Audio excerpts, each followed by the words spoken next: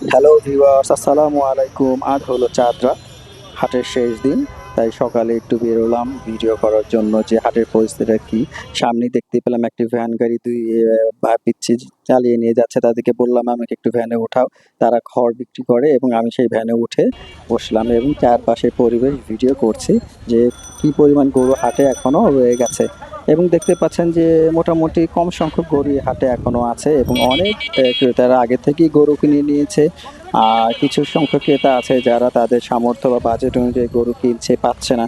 সেই সংখ্যক ক্রেতারাই তাদের মন মতো গরু খোঁজার জন্য আজকে বেরিয়েছে যে তারা গরু কিনবে। অনেকে ভাবে যে চাঁদরাতে গরুর দাম কম হয়। কিন্তু গরুর দাম কম আর বেশি সেটা তো একমাত্র পরিস্থিতির উপরে নির্ভর করে। এই দুটো গরুর দাম চেয়েছে ১,৮০,০০০ করে। আর এই দুটো গরুর দাম একেকটা ১,৯০,০০০ করে চাচ্ছে এবং পরিস্থিতি বেশি ভালো না। কারণ এই যতটুকু বুঝলাম যে গরুর দামটা একটু বেড়ে গেছে এই রৌদ্রের মধ্যে। ক্রেতারা একদম অস্থির।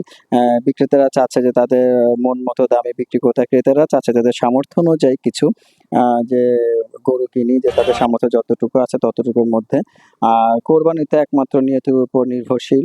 নিয়ত অনুযায়ী বরকত হয়। আল্লাহকে সন্তুষ্ট করার জন্য দাম কম আর বেশি বড় কথা না। আপনি ছোট দেন, বড় গরু কোরবানি দেন।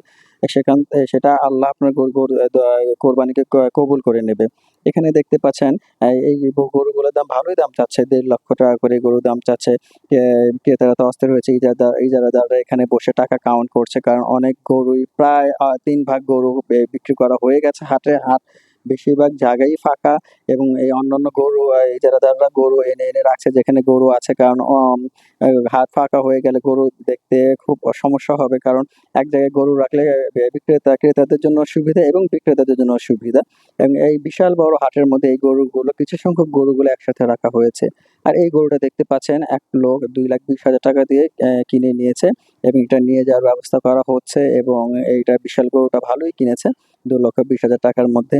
আর এরই মধ্যে একটা দুঃখজনক ব্যাপার হলো এক বিক্রেতার গরু অসুস্থ হয়ে পড়াতেই গরুটাকে কেটে ফেলা হয়েছে। অন্তত এই গরুর মাংস বিক্রি করে তার কিছু টাকা পাবে। এটা আসলেও খুব দুঃখজনক ঘটনা ঘটলো। কারণ যারা ইজারাদার গরু নিয়ে এসেছে অনেক কষ্ট করে ছোট থেকে গরুকে বড় করে বিক্রি করার উদ্দেশ্যে আনে।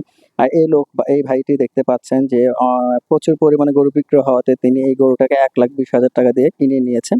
জিজ্ঞেস করাতে বলল গরুটা মাশাআল্লাহ ভালো। কোরবানির জন্য তার মন মতো গরু হয়েছে। আর রাস্তার পরিস্থিতি আপনারা দেখেন একদম ফাঁকা। ইজারাদারদেরও কোনো কাজ নেই।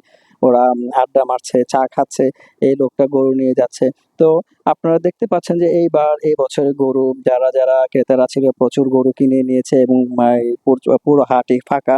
তো এইটা ছিল আজকে আমার গরুর হাটের লাস্ট ব্লগ এবং ইনশাআল্লাহ আগামীতে আমি কোরবানি ঈদের ব্লগ যাতে ভালোভাবে করতে পারি, আমার চ্যানেলটা ভালোভাবে সাবস্ক্রাইব করবেন এবং পরবর্তী যে গরু কোরবানির যে ভিডিওগুলি সেগুলি দিতে পারি সেটার জন্য আমাকে সাবস্ক্রাইব করবেন এবং আমার জন্য দোয়া করবেন। আসসালামু আলাইকুম।